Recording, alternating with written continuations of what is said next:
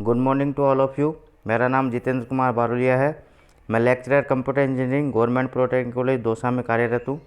आज हम electrical engineering के सब्जेक्ट 208 के introduction to C language and microprocessor की बात करेंगे, क्योंकि इस टॉपिक के अंदर आपके सी लैंग्वेज के कंसेप्ट भी है, साथ में आपके माइक्रो प्रोसेसर के कंसेप्ट है। माइक्रो प्रोसेसर का क्या यूज है इलेक्ट्रिकल इंजीनियरिंग के रेफरेंस में, उसके बारे में हम लोग बात करेंगे आगे के लेक्चर्स में। तो आज हम बात करते हैं इंट्रोडक्शंस की। तो सबसे पहले हम बात करते हैं evolution of micro processor. Micro processor की उत्पत्ति कैसे हुई, विकास कैसे हुआ, उसके बारे में बात करेंगे। The micro processor is nothing but the CPU and it is an essential component of the computer. तो माइक्रो प्रोसेसर क्या होता है, सीपीयू होता है और सीपीयू के साथ में उसके एसेंशियल कंपोनेंट होते हैं। It is A silicon chip that compromise मिलियम of transistor. ये सिलिकॉन चिप से बना होता है जिसके अंदर आपके कई सारे ट्रांजिस्टर यूज में लिए जाते हैं। तो सबसे पहले इसमें देखते हैं हम फर्स्ट जनरेशन की। तो जो हम कंप्यूटर जनरेशन की बात करते हैं और माइक्रो प्रोसेसर की जनरेशन की बात करते हैं, दोनों की जनरेशन अलग अलग है। कंप्यूटर को अलग से डिफाइन किया गया है और माइक्रो प्रोसेसर की जनरेशन को अलग से डिफाइन किया गया है। तो माइक्रो प्रोसेसर की फर्स्ट जनरेशन की हम बात करें the first generation micro processor were introduce in the year 97 से 97 तो सबसे पहले जो माइक्रो प्रोसेसर इंट्रोड्यूस हुआ और 71 से 72 के बीच हुआ।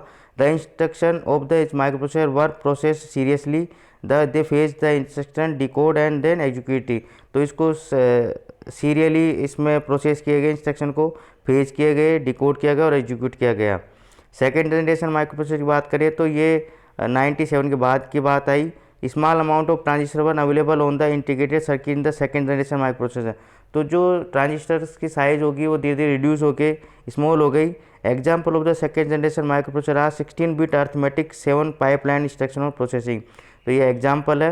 Intel 8080 processor is another example of the microprocessor. ये माइक्रो प्रोसेसर का एक और एग्जाम्पल है। इसके बारे में बात करते हैं थर्ड जनरेशन की।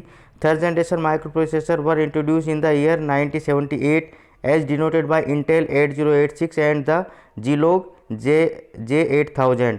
तो जो दो इम्पोर्टेंट्स यहाँ पे माइक्रो प्रोसेसर अपने को मिले वह 8086। तो 8086 को माइक्रो कंट्रोलर में भी बोला जाता है। तो आपको याद रखना है इंटेल 8086 थर्ड जनरेशन की देन है। इसके बारे में बात करें फोर्थ जनरेशन की। As many industries converted from commercial microprocessor to in house design. तो इससे पहले जो जितने भी माइक्रो प्रोसेसर हम काम में ले रहे थे वो कॉमर्शियली रूप से काम ले रहे थे। तो कंपनियों ने इसके बाद में क्या हुआ, हाउस डिज़ाइन के लिए भी काम में लेना चालू किया इसका। The fourth generation micro processor are entered with outstanding design with a million transistor. तो VLSI वेरी लार्ज स्केल के ऊपर इसके अंदर हुआ काम। Leading as microprocessor like Motorola 88100। इसके बारे में बाद बात करते हैं हम फिफ्थ जनरेशन की। Fifth generation micro processor employed decoupled super scale processing के अंदर SSI their design soon exceed 10 million transition. तो 10 मिलियन ट्रांजिस्टर अपने इसमें काम में आने लगे। In fifth generation PCS are a low margin high volume business conducted by a single microprocessor. इसके बाद में टॉपिक के अनुसार हम आगे बात करते हैं डिजिटल कंप्यूटर क्या होता है। A digital electronics computer is a computer machine which is both an electronic computer and digital computer. तो इसमें आपका इलेक्ट्रॉनिक कंप्यूटर भी होगा, डिजिटल कंप्यूटर होगा। Example of a digital electronics computer include the IBM PC, Apple Macintosh and well as modern smartphone. Digital computer can perform its operation in the decimal system, in binary, in ternary और other in numerical system. Digital computer are the inherently best described by discrete mathematics while analog computer are most commonly associated with continuous mathematics। तो ये आपको थोड़ा ध्यान रखना है कि जब भी हम डिजिटल कंप्यूटर की बात करें तो डिस्क्रीट मैथमेटिक्स यहाँ पे काम में ली जाती है और एनालॉग कंप्यूटर के लिए आपके कंटिन्यूस मैथमेटिक्स काम में ली जाती है। इसके बाद हम ऑर्गेनाइजेशन ऑफ कंप्यूटर देख लेते हैं, थोड़ा ब्रीफ में देखते हैं। The computer system is a combination of many part such as peripheral device, secondary memory, CPU, etc। तो इसके अंदर हम डायग्राम में दे सकते हैं। आपका यहाँ पे डिस्क कंट्रोलर होगा, उसके साथ आपके हार्ड डिस्क होंगी। जो भी आपका डिस्क कंट्रोल होगा उसके साथ हार्ड डिस्क अटैच होगी। डिवाइस कंट्रोलर में आपके प्रिंटर हो गया, कीबोर्ड हो गया, माउस हो गया। ग्राफिक हैंडलर में आपका मॉनिटर हो गया और ये सारे मेमोरी से अटैच रहते हैं। इंस्ट्रक्शन, अब एक छोटी छोटी जो डेफिनेशन है एग्जाम में पूछी जाती है, जो सिलेबस में भी उसके अकॉर्डिंग अपन देखते हैं। तो सबसे पहले डेफिनेशन देखते हैं हम इंस्ट्रक्शन की। इन computer science and instruction is a single operation of A processor defined by the processor instruction set. तो प्रोसेसर इंस्ट्रक्शन सेट द्वारा डिफाइन किया जाता है। एक सिंगल ऑपरेशन को अपन यहाँ पे इंस्ट्रक्शन कहते हैं। There is another more general definition of an instruction not only related to the processor instruction set which as an instruction may be any representation of any element of executable computer program. तो जो भी आपका executable computer programme होगा तो उसका element का एक representation का तरीका होता है। The lowest level each instruction is a sequence of zeros and ones. तो अपन जब भी बात करते हैं मशीन लैंग्वेज या लो लेवल पे, तो जो इंस्ट्रक्शन क्या होगा आपका 0 और 1 का सीक्वेंस होगा। That describe a physical operation then computer to perform, जो आपके कंप्यूटर के फिजिकल ऑपरेशन को परफॉर्म करेगा। जैसे एडिशन के लिए क्या इंस्ट्रक्शन होगा, ADD। इसके बारे में बात करते हैं हम प्रोग्राम की। एक computer program is a collection of instruction that can be executed by a computer to perform a specific task. जब भी कोई स्पेसिफिक टास्क अपने को परफॉर्म करनी होती है तो जो कलेक्शन होगा इंस्ट्रक्शन का, छोटे छोटे इंस्ट्रक्शन मिला के कलेक्शन करेंगे, उस कलेक्शन को अपन प्रोग्राम कहते हैं। Most computer device require program to function properly. तो ज़्यादातर कंप्यूटर डिवाइस क्या करती है कि प्रोग्राम को अच्छा बनाती है ताकि वो आराम से अच्छे से काम कर सके। एक computer program is usually written by a computer programmer in a programming language. तो जो आपका कंप्यूटर प्रोग्राम होगा वो आपके प्रोग्रामिंग लैंग्वेज में, जो प्रोग्रामिंग लैंग्वेज आप यूज में ले रहे हैं उसमें ये काम में आएगा। इसके बाद बात करते हैं मशीन लैंग्वेज की। Machine language is a collection of binary digit और bits that the computer reads and interpret. तो जो कंप्यूटर आपका सबसे ज़्यादा काम में लेता है, जो सीधे उसको इनपुट लेता है, वो आपकी मशीन लैंग्वेज 0 और 1 की फॉर्म में होती है। Machine language is only language a computer capable of understanding.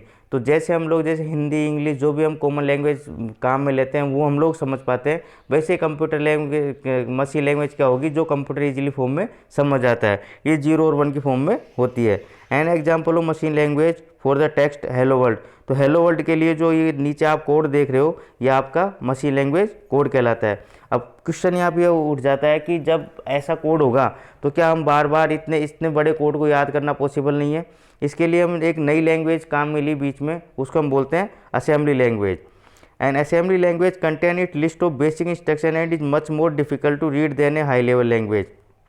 High level language से थोड़ी टफ होती है, लेकिन N assembler can be use to translate the assembly code into machine code. तो असेंबलर का काम क्या होता है, आपकी जो असेंबली कोड होगा उसको मशीन कोड में कन्वर्ट करेगा।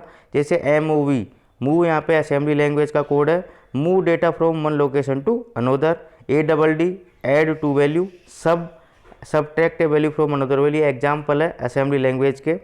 इसके बाद में बात करते हैं हम हाई लेवल लैंग्वेज है। High level language is a programming language such as C, Fortran और पास्कल। ये सारी आपकी प्रोग्रामिंग लैंग्वेज होगी। That enable a programmer to write programme.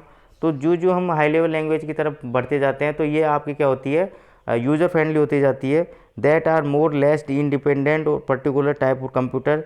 Such language are considered high level because they are closer to human language and further program from machine language. तो ये आपके जो human होगा उसकी रीडेबल फॉर्म में होती है, ईजिली हम लोग इसको समझ सकते हैं। जैसा कि हमने मशीन लैंग्वेज के कोड में देखा था, उस कोड को देखने के बाद में ईजिली कोई समझ नहीं सकता कि किस चीज़ का कोड है, लेकिन हाई लेवल लैंग्वेज को देखने के बाद में ईजिली कोई भी इसको समझ सकता है। The main advantage of high level language are low level language that they are easier read, write and maintain. तो लो लेवल लैंग्वेज से इसका फ़ायदा क्या हो जाएगा, आपके ये पढ़ने में ईजिली आ जाती है। लो लेवल लैंग्वेज में आपकी मशीन लैंग्वेज, असेंबली लैंग्वेज आती है। इसके बाद में जो इंपॉर्टेंट चीज़ है वो कंपाइलर और असेंबलर। तो सबसे पहले हम बात करते हैं कंपाइलर की, क्योंकि हम लोगों ने C लैंग्वेज के प्रोग्राम लिखे हैं तो हम लोग वहाँ देखते हैं बार बार हम कंपाइलर की बात करते हैं।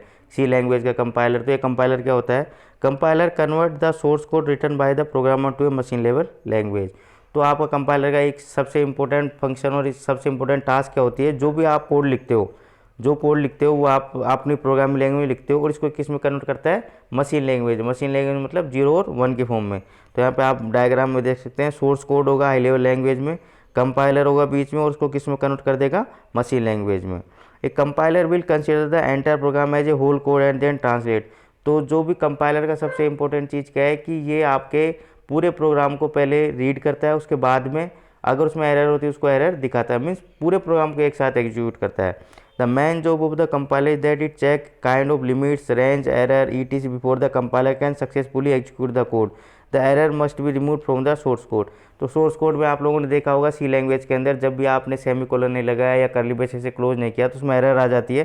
तो ये एरर जो भी डिफाइन करता है वो कंपाइलर होता है। कंपाइलर इस एरर को रिमूव करता है। कि इसमें क्या क्या एरर आ रही है। Example of compile language C, C plus plus, Java, C sharp, पीटीसी। तो ये सब के सब किसके एग्जाम्पल है, कंपाइलर के। सी है, सी प्लस प्लस है, जावा है, तो इनके सबके अलग अलग कंपाइलर होंगे। इसके बाद बात करते हैं हम असेंबलर की। The assembler take input the assembly code and translate into record relocatable machine code. Assembler क्या होता है, जो भी आपके असेंबली लैंग्वेज होती है उसको किस में कन्वर्ट करता है, मशीन कोड में। तो असेंबलर में कौन सा असेंबली लैंग्वेज, अभी मैंने आपको बताया था MOV। तो क्योंकि हम लोग ये सब्जेक्ट पढ़ रहे हैं तो जो माइक्रो प्रोसेसर है उसके अंदर हम लोग असेंबली लैंग्वेज का यूज़ करेंगे, सी लैंग्वेज के अंदर हम लोग हाई लेवल लैंग्वेज, इसलिए कंपाइलर का यूज़ करेंगे। Each instruction for its correctness and generated diagnose message. जैसे सोर्स कोड आपका असेंबली लैंग्वेज होगा, असेंबलर होगा, उसके बाद किसमें कन्वर्ट कर देगा, मशीन लैंग्वेज में। तो असेंबलर और कंपाइलर दोनों का काम एक ही होगा। ये दोनों को दोनों क्या करेंगे, आपके जो भी सोर्स कोड होगा उसको किस में कन्वर्ट कर देंगे, मशीन कोड में कन्वर्ट करेंगे। एक ये डिफरेंस है यहाँ पे इंटरप्रेटर, कंपाइलर और असेंबलर के अंदर। कई बार एग्जाम पूछ लिया जाता है। तो सबसे पहले हम देखते हैं translator. Translator high level language into machine code. Compiler क्या होगा, translates high level language into machine code. और assembler translate assembly language into machine code.